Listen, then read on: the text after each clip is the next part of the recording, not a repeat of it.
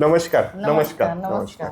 आज ताई आल्या होत्या, अगदी हसत आल्या होत्या आणि मी त्यांना विचारलं काय काय विशेष आहे ताई. तर मग आज त्यांच्याकडून जाणून घेऊयात. तर सर्वप्रथम ताई आपलं नाव. प्रतिभा शिवाजी शेवाळे. बर. आपल्या गावाचं नाव. गावाचं नाव तालुका देवळा आणि गावाचं नाव खामखेडा. बर बर बर. आपल्याला काय काय त्रास होत होता? मला म्हणजे आल्यानंतर पहिल्याच वेळेला आल्यानंतर मी जेव्हा तुमचं युट्यूबला जर व्हिडिओ बघितल्यानंतर हो. मी आत्मविश्वासाने म्हटलं की बाबा जर मी जर गेली हा. तर मला फरक पडू शकतो असा आत्मविश्वास ठेवला. हो. आणि आल्यानंतर माझे हे जे गुडघे होते मला म्हणजे 15 पावलं चालण्याची शक्ती होती. 15 पावलं चालल्यानंतर मला असं वाटायचं इथं बसू का तिथं बसू का कुठे बसू.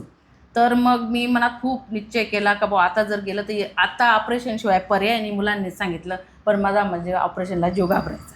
गॅप आहे जिथं गेली जिथं गेली तिथं गॅप सांगायचे. मग म्हटलं आपण एकदा तरी तन्वीर सरांना भेटून घेऊ. नाही फरक पडला तर तन्वीर सरांकडे पण जायचं.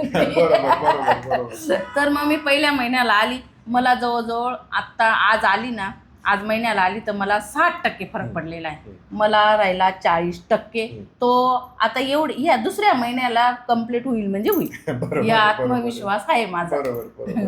तर कसा त्रास व्हायचा, काय काय व्हायचं? त्रास म्हणजे नसा अशा हे व्हायच्या, बेटक्या यायच्या, ह्या डोक्यापासून मुंग्या यायच्या कमरेपर्यंत. आणि हा मागचा कमरेचा भाग लोळेपणा आला होता मला. लुळेपणा असं चालायची तरी लोळेपणा, फटकन हा पाय पडायचा तो पाय. आणि इतका त्रास व्हायचा, इतक्या वेदना व्हायच्या. तर शेवटी कोणत्या तरी एक गोळी आपली ती अंगदुखी होती ती गोळी घ्यायची आणि तशीच माझ्या शाळेवर जायची. शाळेवरून यायची. एवढं शुक्र आहे तुमच्या पायाच्या पुण्याने माझ्या घरामध्ये 2 सुना आहेत. अरे वा. त्या सुना माझं काम घरामध्ये काम करतात. त्याच्यामुळे मी हे 8 वर्ष म्हणजे 6 वर्ष चांगले काढले. का तर बिगर काम नाही नुसते बसरायचं, नातवंड सांभाळायचं. बरोबर. आणि मी एक अंगणवाडी शिक्षिका आहे त्याच्यामुळे मला पूर्ण अनुभव, हे अनुभवाचे बोल सांगते. पण ही शेवटची स्टेप होती सर माझी. कशी स्टेप होती तर आता हे गुडघ्यांमध्ये गॅप सांगितलेला आहे. हे मुंदनं पूर्ण येऊन जातात आणि इथून मागे इतक्या अशा नसा याच्या हे कमरेचा भाग आहे ना असा नुसता लळगळण्याचा.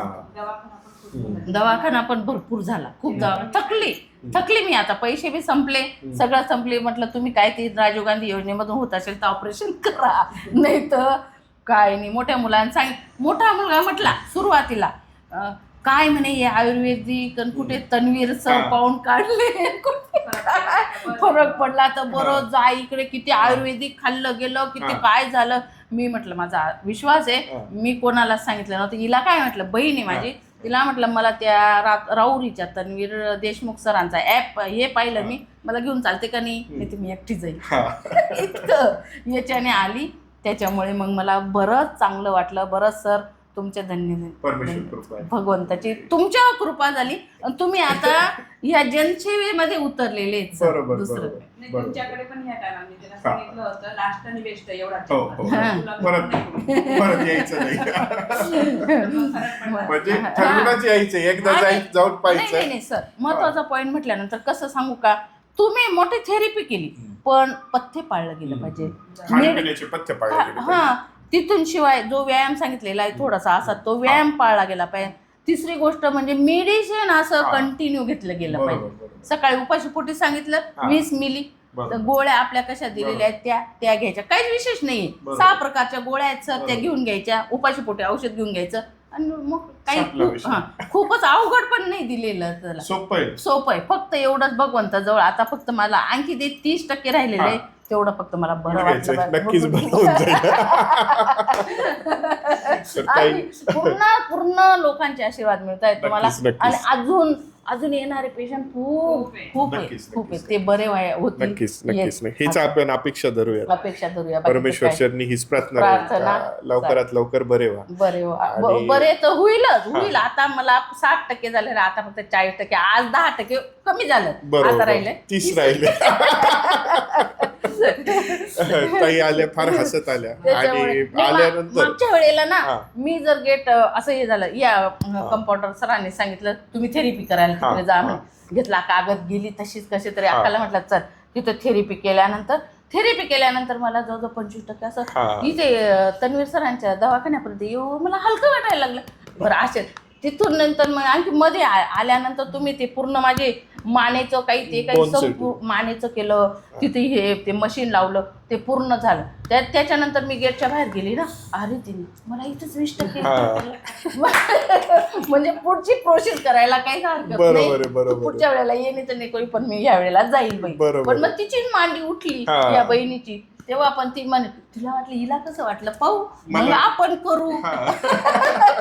तिचं मस्त होतं. हो, माझं बरोबर मस आहे. होतं, हा. माझं मला इतकं नाही वाटायचं मध्ये एकदा काही झालं त्रास होतो का काय बी हा, बरोबर आहे, बरोबर. मध्ये घुसवल्याच्या नंतर मी मोकळी झाली तर मी काहीतरी हा, स्वतः मी असं. पण आपण ती पाहिलेलंच नाही तिचं म्हणणं, आपण बघितलेलंच नाहीये. हा. आणि कसा विश्वास ठेवायचा. आणि फेक बातम्या असतात सर, हा, बरोबर, काही काही बरोबर. युट्यूबला इतक्या फेक बरोबर, बातम्या असतात, बरोबर. खरंच फसतं खोटं माणूस. बनवून टाकतात. हो, खोटं बनवून टाकते.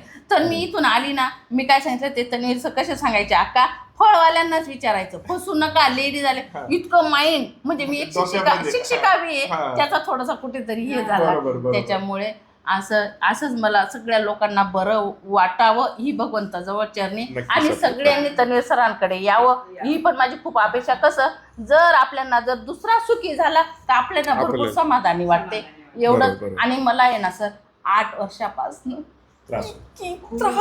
खूप त्रास सहन केलेला, इतकं खूपच. म्हणजे मला आता आनंद अश्रू पण येत आहे आणि तेव्हाचे दुःख अश्रू पण येत आहेत. खूप टॉयलेट सगळं बंद, इतकं त्रास होत होता मला. अशा गोळ्या घेऊन पण तिला बरं वाटायचं हो, नाही. अजिबात नाही. मी नसते मरगळल्यासारखी शाळेवर जायची, अधिकाऱ्याचा धाक असायचा.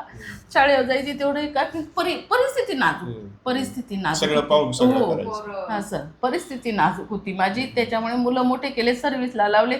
आता ते लगे ऑपरेशनला टाकणार होती, म्हटलं नाही मी आता सरांकडे जाईल. एवढं परमेश्वर कृपा आहे, कृपा आहे. ताईला बरं वाटतंय, हो. अजूनही बरं वाटावं हीच आमची अपेक्षा असेल. थँक्यू धन्यवाद सर, धन्यवाद. धन्यवाद.